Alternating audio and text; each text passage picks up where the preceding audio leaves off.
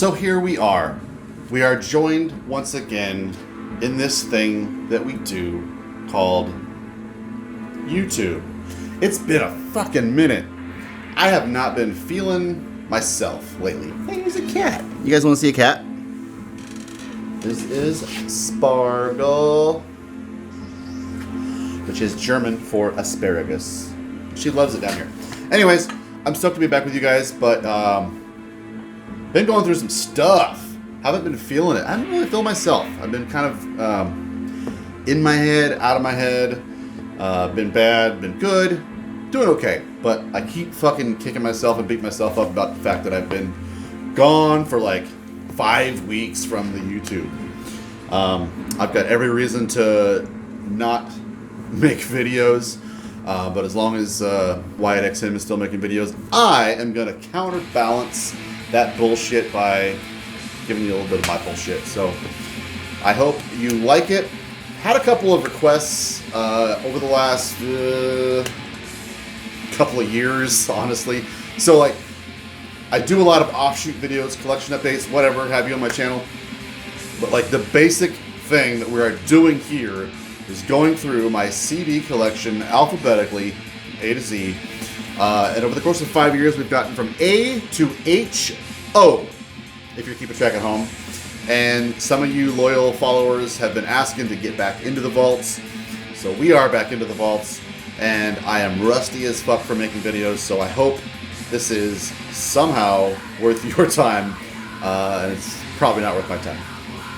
Oh, another thing that's been taking up a lot of my fucking time. I recently bought a Nintendo Switch. First video game system I bought in a long time. And I am liking it. Anyways, the unholy, barfy sounds that are going on back here, this is fucking good. Hello, cat. The band is called Sarkrista. I believe they're Swedish. Summoners of the Serpent's Wrath.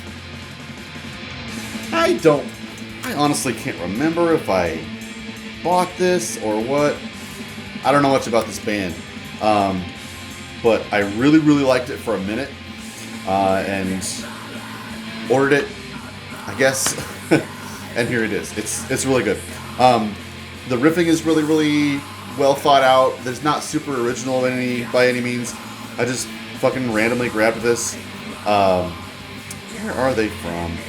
I don't know. You can look it up. You're on the web. You have the web at your fingertips. You can use it. This is good.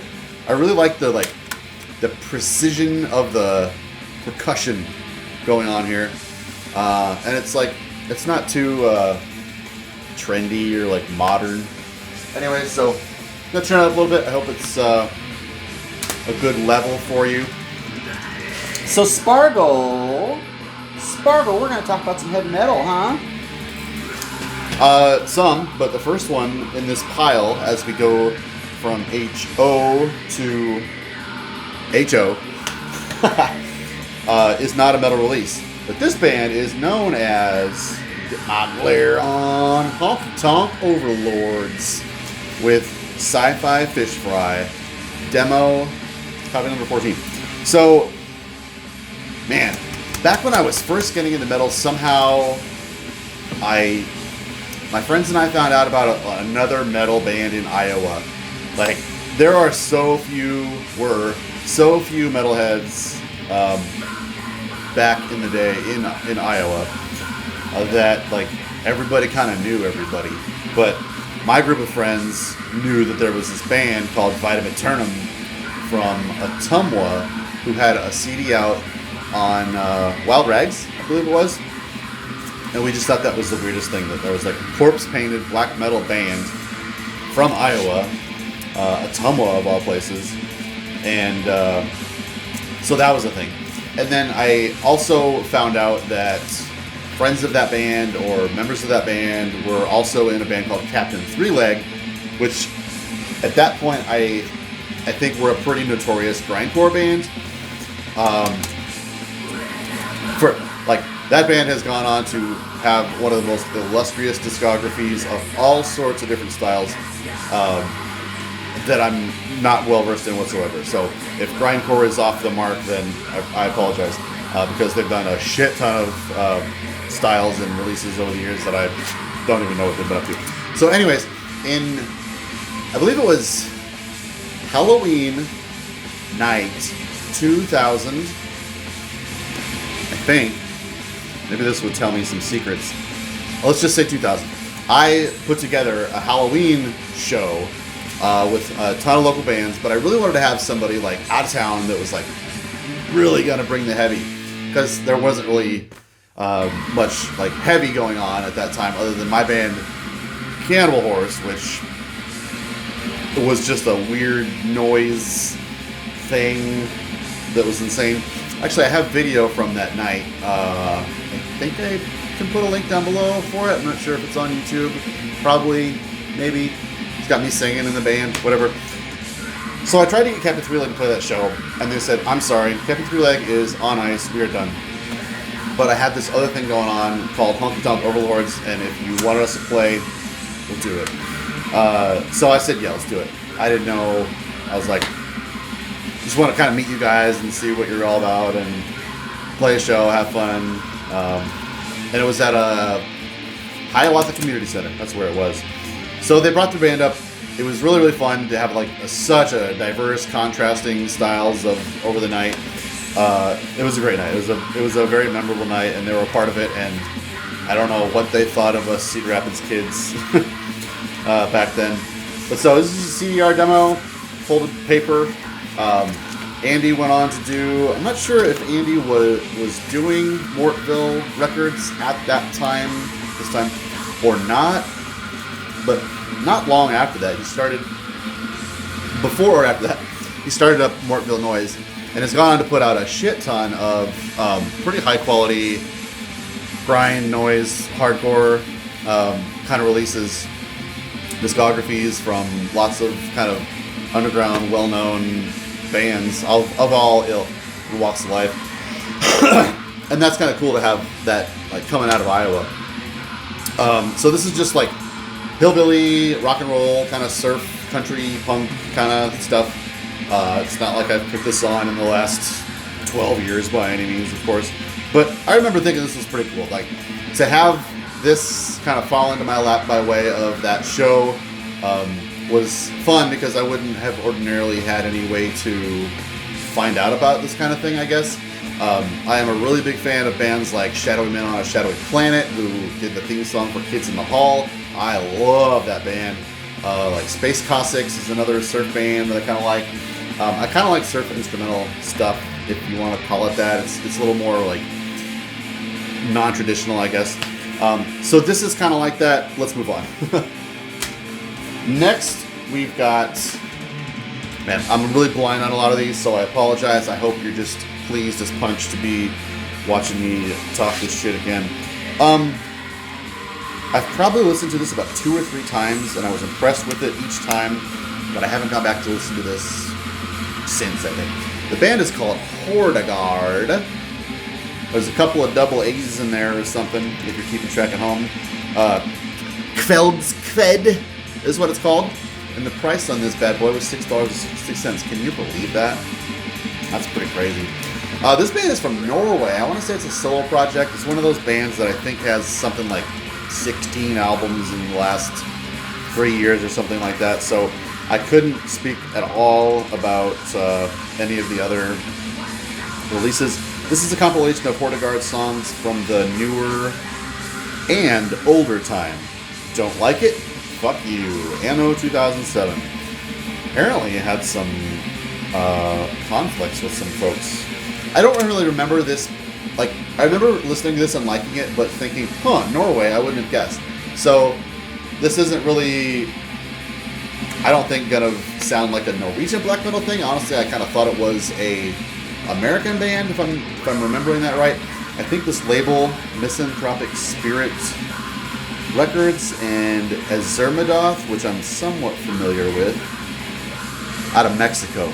Azermadoth do a lot of tribute albums. They're kind of like the Dwell Records of nowadays. I don't really know much about this, but I do remember kind of liking this, and I don't remember where I picked that up. I have no recollection of where I picked that up at. So, cool story. a couple years ago when I started this channel, somebody wrote me and said, I love what you're doing. I want to send you my band. And we are called Hordak. And usually when that happens, I go, let's see if it's good, and then I'll see how I want to deal with this. Because I don't want to just say, like, my channel is open to reviews of your band no matter what. I will tell you if it's good or bad. Like, I don't want to be, getting into that. So I checked out his band, and it was really, really killer. So I said, please, by all means, send me copies of your albums. I would love to hear it. And yeah, I was very surprised how good it was. I haven't got back to this yet because I don't really listen to this kind of thing very regularly. But Hordak, I would have to check my notes. I want to say they were, I don't know, European. One of your not usual countries of origin. I want to say Spain for some reason. I don't know. I'm sorry if you're watching my videos and I am completely screwing that up, but there are the guys. One of those guys is or was a subscriber to this channel. And the cover art, I think, was done by Chris Verwin, if I'm not mistaken. Both of these releases. I'm not sure which one of these is the first or second chronologically, but that's some killer artwork. Under the Sign of the Wilderness is this one. I believe this is self-released. And the other one is called Padre. Maybe that's where I'm getting the Spain. I don't know. Don't quote me on any of this stuff. But this is really, really good. I remember thinking, like, wow, this is self-released things. They sound really great. They put a lot of effort into these things. The songwriting is, like, these are songs worth recording and putting out there. And I think these guys probably have gone on to be on a label. But I haven't looked into that quite yet. So it's always fun to get something out of a corner of the world sent to you, just because they like watching your videos. So next is an unblack metal band, Horde, with Helig Usuart. Has anybody ever figured out what the hell that means? Aussie band.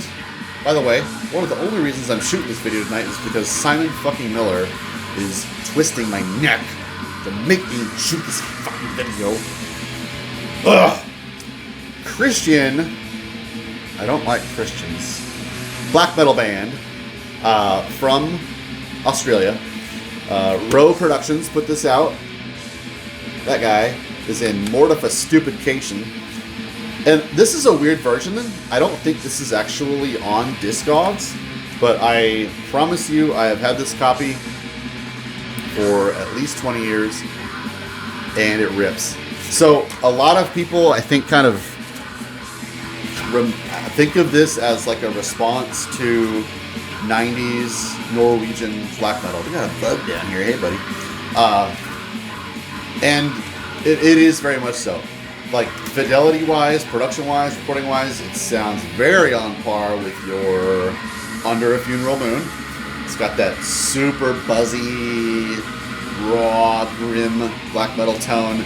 I mean, the cover should be telling you most of the things that you need to know about this. But, like, this should be a classic.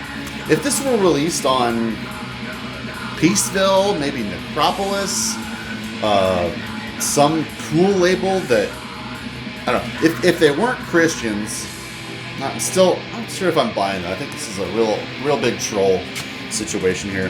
I've always thought Mortification, Steve Rowe, is he really genius and tricking us all and trolling us into making us think that he's a Christian? Have you ever heard the song Noah Was a Knower by Mortification? Look up that video. It's the stupidest. That belongs on Catatonic Youths. No question. I seriously doubt that these guys are actually stupid enough to write songs called A Church Bell Tolls Amidst the Frozen Nordic Winds. Blasphemous abomination of the satanic pentagram. Behold the rising of the scarlet moon. Thine hour has come. Release and clothe the virgin sacrifice. So there's all these like inversions of your standard issue satanic black metal things that are funny, but like if I just put this on and played it, you would not know whatsoever that this was a Christian black metal band because the tone is raw as fuck. The recording on it all over the place is just grim as it ought to be. So it's kind of a disappointment that these guys are bringing the Lord down into my wheelhouse. But this is killer. Honestly, if they weren't Christians and this was released on a label like Acropolis or something like that, I really think this would be a very well appreciated release for what it is. Musically, it is there. I believe, so I want to say this is, his name is blanking on me, but dude from Paramecium, Exhumed of the Earth is one of my favorite Death Doom records of all time. I want to say the drummer of that band did this, and I think he played in Mortification, something like that.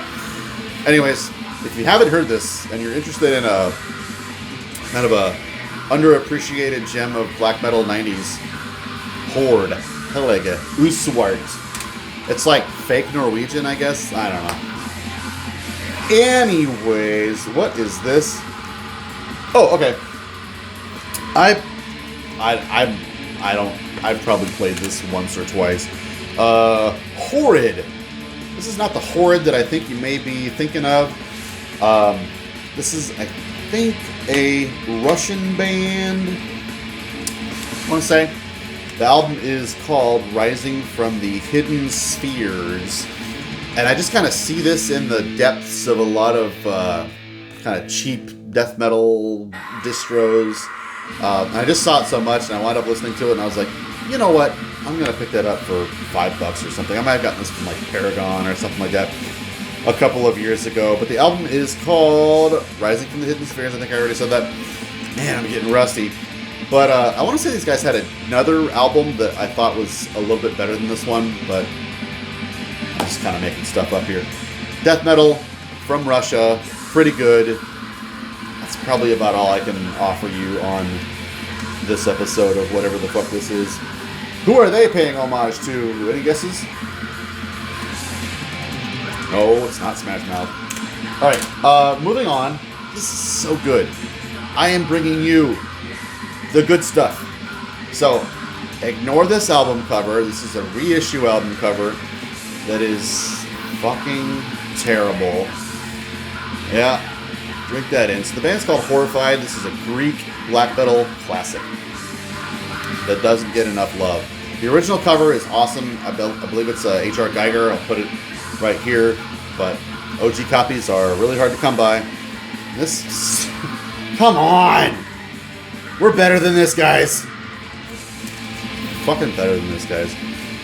This was reissued in 2005 on Black Lotus Records, which is a Greek label. Great stuff. I gotta think that Obsequiae was influenced by this. If not, if I'm wrong, it sounds very, very, very similar. Those ornate riffs that just scaffold the rhythms so eloquently and beautifully. It's just... It's so good. When was this originally released, Ben, you say? I will come up with an answer soon enough. Recorded in 1992. Yeah. It's called Wait. This says The Awakening. This says In the Garden of Unearthly Delights, which I believe is the correct title. It's just so weird when labels get a hold of these old classic albums and just completely change, ruin, just recontextualize everything about the release. And the context of releases like this are so crucial to just understanding what's going on. Like, if someone were to just casually pick this up and buy it, without looking through the liner notes, they might not even really understand that this was recorded in 1992. And that just that could really ruin things. I don't know. Might be too dramatic.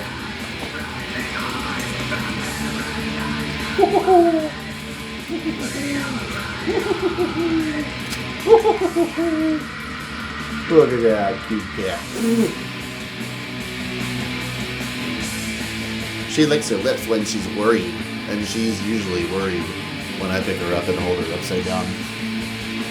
Spartan, we're back on YouTube. You're gross. Okay, bye. So the last 5 or so releases of this video are all going to be one band, Horn. So we're going to start with the demos. And the demos were reissued on Northern Silence Productions a couple of years ago on this double CD, limited 900 copies. By the way, did you know Northern Silence is run by a flat earth douchebag? Yeah, you didn't hear that from me. But these are fantastic demos. Man, Jaren Zeeten is one of them, and the other one is called The Kraft der Zizarizian or something like that. I don't know. I think these were originally released on CDR in the early 2000s, 2005, 2006. And man, back in the day, this dude was a riff master. Some of these songs are super, super catchy. German band, if you don't already know. I get so much shit in my mouth. But like, yeah, this is a reissue, but they just took away all the artwork and they just drew these pencil drawings of trees.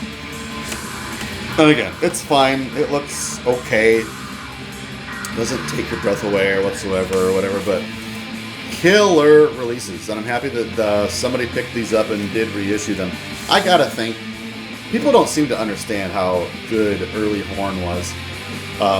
I gotta think you should be able to find copies of this fairly cheap. It was limited to 900 copies back in, I don't know, this may have came out in 2014, something like that. But man, really, really good. I want to say he released something like 5 or 6 CDR full-length demos back between like 2003 and 6 or something. Just came out the gate swinging with some great black metal, solo black metal, with just amazing riffs. And I remember seeing his album covers on the Full Moon Productions message boards a lot, and a lot of those guys were singing the praises of Horn a lot. And so I thought that based on that the trajectory of Horn would have been that like everybody would understand that Horn is fucking awesome. So after those couple of demos, I think his first full length was Naturecraft. Love that cover art. This thing is phenomenal. So, not really, it's just a wonderful melding of like your pagan black metal, kind of your Viking-ish kind of stuff you're in there, but also this kind of has a lot of traditional Scandinavian, really raw black metal sounds. It's like taking that really primitive and kind of elementary black metal sound that I think kind of around the 2000s was really starting to gain steam, but really gave it like a good name and gave it some, I guess, respectability by writing some amazing songs, amazing riffs, memorable, diverse songwriting styles throughout the album. And I love this thing so much. Loved it so much that my buddy and I, who did Pagan Flames Productions, reissued this on vinyl back 2010. Man, the years go by, don't they? And so this was actually released on Black Blood Records, and was kind of hard to find. I want to say this is kind of hard to come by, and it always bummed me out that like we reissued it on LP, but I never had a CD copy of the damn thing. But a couple years after that, he found like a box of these and sold them on his website, and I snatched them up. Love this thing. It's amazing. I really thought that like putting that out on LP would like help the trajectory of Horn, but he still kept on putting out amazing releases after that, and just kind of never really gained steam until a couple years ago. This one is called Distance. So he became a really prolific songwriter and just churned out a lot of stuff and had a lot of different ideas. Distance is the first time I think where he really started to experiment with some slower, doomier, more like atmospheric kinds of styles. And it's great. And I really, really like how I do like how a discography of a band can have various ideas, but they're not too, weird or dumb or straying from what you love about an artist. I think I would encourage that in most cases, but I think he really wanted to have each of these ideas kind of have their own identity. So after Distance came out, I believe he did a full length called Licht Erlicht. That was the project that he called it, and then he changed the name of that to Latitude Egress, and released another doomier kind of thing. So that was like the offshoot from this, and then Latitude Egress, he put that to bed and kind of merged those ideas with Crossvault. We wound up collaborating with the guy who did Crossvault, and so they started doing Crossvault together. And Crossvault is just phenomenal. My last video, I talked about their album that came out last year. It's amazing. So Crossvault is kind of an offshoot of Horn, and that all kind of started here with this Distance album. If you're following that timeline along, I don't know. So I can't really go into a lot of detail because I haven't put this on in a really long time, but it would probably be a good idea to do some Horn here and there. So once he started, I think, collaborating with the guy from Crossvault, he really started to churn out even more things. He's a super prolific and productive artist, and I think he's kind of calmed down over the last couple of years. I think he does maybe about one Horn full length every other year or so, and Crossvault has put out now, I think, 3 full lengths that are all very, very awesome. So, I mean, that's still pretty busy, but compared to his earlier output from the previous years, he's kind of slowed down, and I appreciate that. Some artists can just run away from me, and I just I can't keep up with you. Bye, whatever, later, and I just kind of lose interest.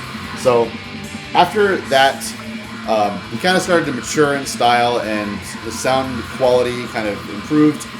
This album is called Conflict, and he started to write more about war. Couldn't go into more detail than that, but he's got some explainer here. Let's see if I can check it out a little bit.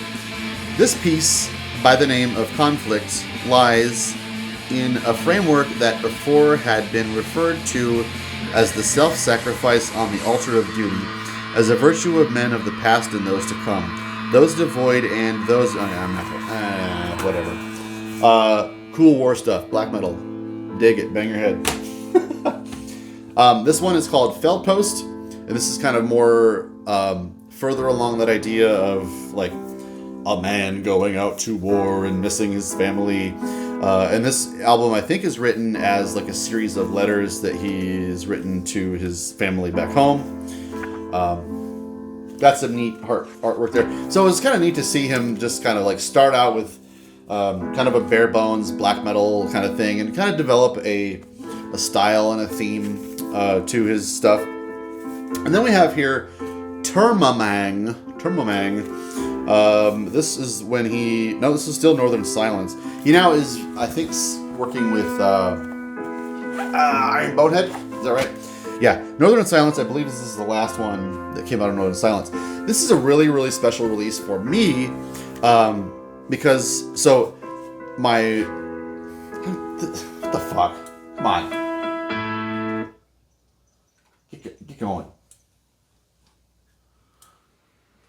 No fucking vampire pianos on a Friday night, man. So my partner who I did Pagan Flames with, we released the Horns Naturecraft on LP, has a solo project called When Bitter Spring Sleeps, which I sometimes collaborate with.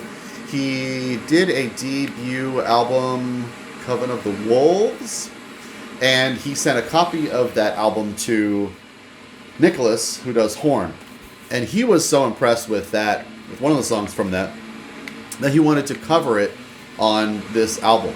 And my buddy Ron got to sing vocals on that cover of his song. Interesting thing to happen, I think. I don't know if he realized that the scope or the audience of When Bitter Spring Sleeps was somewhat limited, and then therefore he wanted to kind of bring that song to his audience or something. I don't know. It was an interesting collaboration. I don't think I've really heard of that ever happening again, but it is an amazing song. I love that debut When Bitter Spring Sleeps album. And the song is really, really long and sad, and it's called The Sky Has Not Always Been This Way. And he does a really good job of covering it and let him sing on it. I just think that was super cool. I should get this on vinyl to commemorate that. Anyways, this is also a fun, good album, further developing his songwriting chops. This is all in German, so I don't really know what this is about otherwise. A guy and a tower. A story of a man and a tower. How amazing. And this is not the most recent one. I believe he did one in 2021. But this is, I don't know, let's say, maybe 19, 18, somewhere around there. Mongang. Yeah. Pretty cool cover there. This one, honestly, it got a lot more folky, which is kind of cool. Like, I love it. I love like seeing him further develop ideas and keep on trying fresh new things. The thing about it is the Horn album always sounds like Horn. He hasn't lost the through line or the personality of his music from day one, as far as I'm concerned. He's just gotten better and more illustrious in his sound quality. This one reminds me quite a bit of one of my favorite bands, O-Tig. And in a lot of my videos that I shoot upstairs, you'll see the flag behind me is purple. It's got a little troll guy on it. That is O-Tig. I love O-Tig's Alvif Art. It's one of the best 90s metal records ever. And I was like shocked to hear similarities between a Horn album and an O-Tig album. So we are at 32 minutes, and I'm probably going to edit this down a little bit, and I hope you enjoyed it.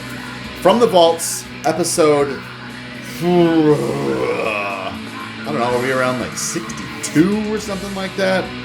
I don't know, who's keeping track? It has been 8 months since I did another episode of From the Vaults, so it will probably be 10 months before I do another one. No, I should really stick to trying to turn these out a lot more often. I just haven't really had the time or the headspace to work on new videos, as it were. I don't know. It doesn't take a lot of work to sit down here and just shoot the shit about metal records, but I like to try and put some... I would prefer, if I had the time, to put thought and more effort into being more familiar with the albums that I'm telling you about, so that you get more value out of spending this time with me. Anyways, so that's HO to HO. Next time we're going to get into... we'll see you next time. Thank you. Metal. Woohoo! That was a great video. And it was made possible mostly by me, but also thanks to the never-ending, undying love and support of my Patreon subscribers, some of whom are... If you would like to be a part of supporting my channel and encouraging me to make more content that's as good as the one you just watched, join the Patreon. It's $6.66 a month, and I would appreciate your support. Thanks for watching either way.